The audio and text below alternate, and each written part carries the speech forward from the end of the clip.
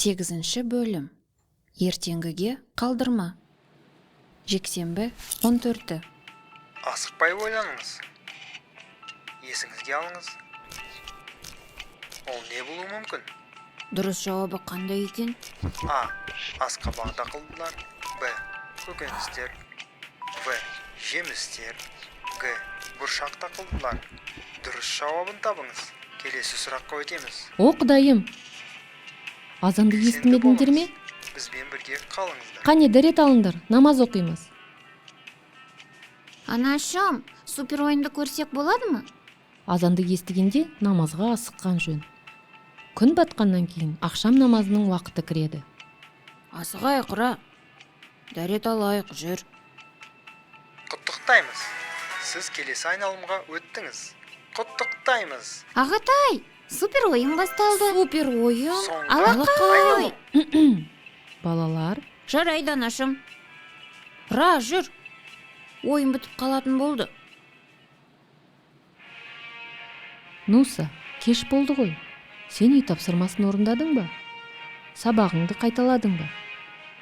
Сүрелерді қайталауды ұмытпа.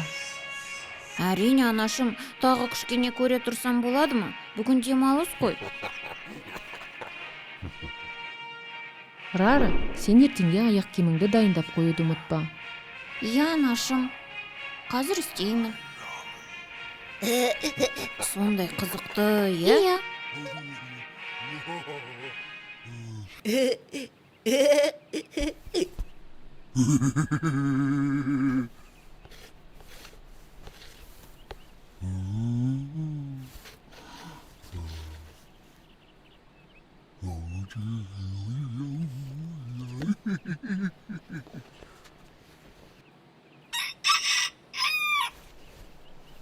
Алла сақтасын.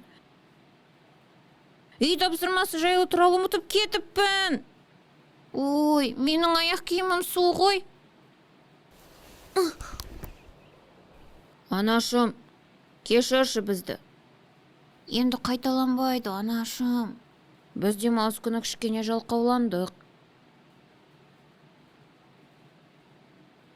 Кеше қанша рет естеріңе салдым. Сендер бәрін кейінге қалдырдыңдар. Әл-Бухари жинағынан хадистерде адамдарды шатастыратын 2 сый туралы айтылған. Денсаулық пен бос уақыт па? Иә, сен бұны жақсы білесің. Енді бұл хадисті ұстан. Демек біздің бос уақытымыз бізді шатастырады. Алла сақтасын. Шайтан адастырды бізді. Анашым, аяқ киімді кептіруге көмектесші. Үй жұмысын жасауға көмектесші. Жақсы, екеуіңе де көмектесемін. Рара, сен менен кейінсің. Неге? Мен бірінші сұрадым ғой. Қарашы, аяқ киімім су болып тұр. Мен бірінші үй жұмысын жасау керек. Мен біріншімін. Мен біріншімін, анашым. Екінші жаттығуды түсінбедім. Бүгін бітерісті ертеңгіге қалдырма. Біткен іс, піскен жеміс.